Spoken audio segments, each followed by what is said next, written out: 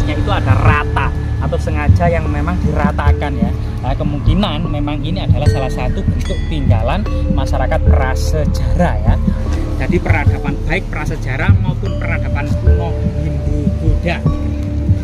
Berwarna dengan bunga-bunga ya antingnya ini. Nah, dan mukanya itu seram, berbeda dengan era-era kerajaan Majapahit yang lebih lucu gitu ya. Dan kemungkinan memang ini dipindahkan dari suatu candi tertentu, entah dari candi mana. Guys, jangan lupa like, subscribe, dan komen ya kan.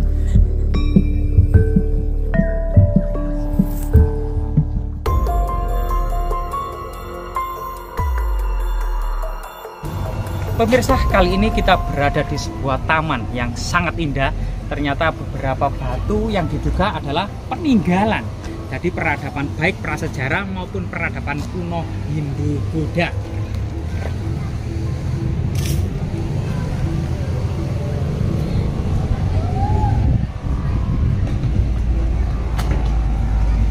Jadi aneka warna bunga-bungaan yang sangat indah itu mengingatkan pada kondisi percandian di masa kuno, baik itu kondisi asrama-asrama para pertapa di masa kuno ya, seperti kitab Siwaratri Kalpa, kitab Tantu Pagelaran, itu mencitrakan sebuah kemudian peradaban asrama dan percandian yang dikelilingi bunga-bunga indah seperti karawira, puring, andong, bana, naga kusuma, dan lain sebagainya. Termasuk pada waktu itu yang menjadi primadona juga adalah pohon kelapa gading yang berjajar-jajar ya, bunganya itu sangat indah, buahnya warna kuning elok dan kemudian melambai-lambai.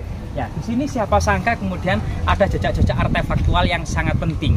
Jadi kita akan bisa merasakan puring yang warna-warni di situ merupakan bunga hias asli Nusantara ya, yang dimana kemudian Nusantara ini memang sejak tahun 2500 sebelum Masehi sampai awal Masehi ini dikenal dengan peradaban perunggu. Puncak dari peradaban perunggu ya, peradaban Neolitik Megalitik.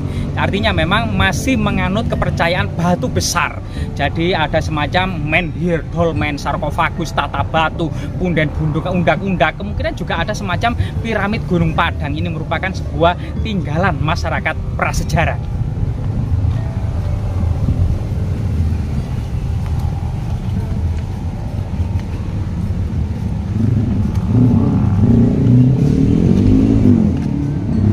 Jadi kemudian pada awal Masehi, seiring dengan puncak perkembangan peradaban perunggu di Asia Tenggara, maka masuk dan berkembangnya pula peradaban Hindu Buddha yang dibawa para pendeta dari India yang menikah dengan putri-putri Raja Funan, putri-putri raja yang ada di Nusantara, sehingga kemudian bahasa Sangsekerta, tulisan huruf Palawa ini kemudian mulai dikenal di Nusantara, yang mengilhami, yang merupakan dasar dan landasan dari munculnya bahasa maupun kemudian tulisan Jawa kuno ya.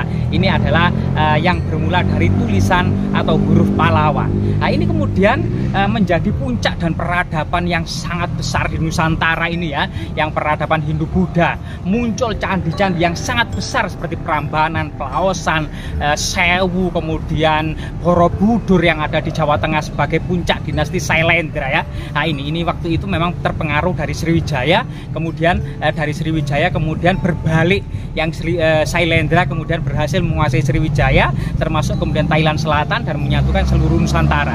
Dan ini terus kemudian dilanjutkan ya, baik kemudian dinasti Sailendra, Isana, kemudian era Kahuripan, era kemudian Kadiri, Singosari, sampai kemudian era Majapahit, sehingga kemudian peradaban Hindu Buddha di Nusantara ini lebih dari 1500 tahun, atau antara abad ke-1 sampai pertengahan abad ke-16 Masehi.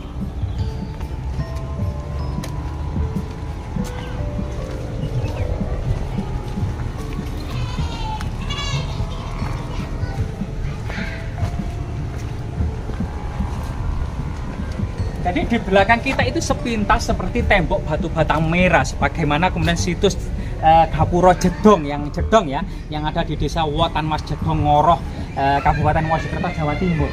Jadi pagar atau tembok benteng istana kerajaan Majapahit juga terbuat dari batu bata merah ya. Bahasa kunonya atau bahasa dari kalimat Empu Prapanca dalam kitab Negara Kertagama mengatakan bahwasanya kutanya Batabang, Umider, Makandel, Aruhur. Jadi istananya itu terbuat atau dikelilingi oleh batu bata merah kuno yang kemudian Makandel tebal, kemudian Umider keliling, dan Aruhur sangat tinggi ya. Seperti ini mungkin ya. Nah, ini salah satu, cuman ini lebih pendek. Nah, ini.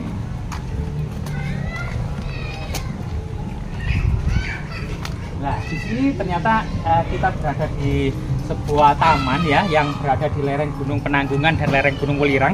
Ada di sebuah cekungan kecil gitu ya yang ternyata sangat permai, dan diduga cekungan ini sudah menjadi perhatian leluhur kita. Ada batu garit, batu burit ya, tinggalan masyarakat prasejarah. Ada prasasti era kerajaan Kadiri. Ada kemudian punden juwok penuh dengan arca-arca yang bersifat siwais ya. Diduga fragmen arca Agastya, Dewi Parwati, dan Ganesha yang sangat kuno, lebih tua daripada kerajaan Majapahit. Ada batu sendenan era kerajaan Majapahit, ada kebon reco, ada kebon tugu yang itu merupakan identik dengan semacam asrama para pertapa, termasuk unsur-unsur pemujaan yang bersifat siwais maupun agama Buddha.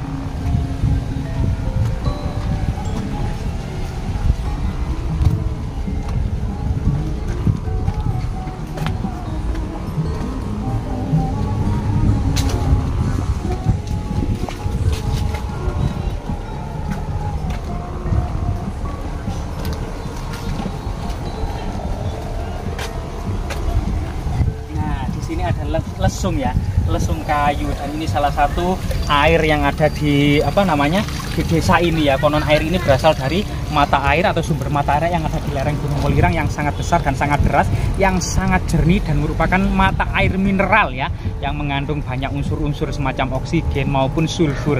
Nah, ini tadi depan kita itu siapa sangka kemudian ada semacam arca Dwarapala.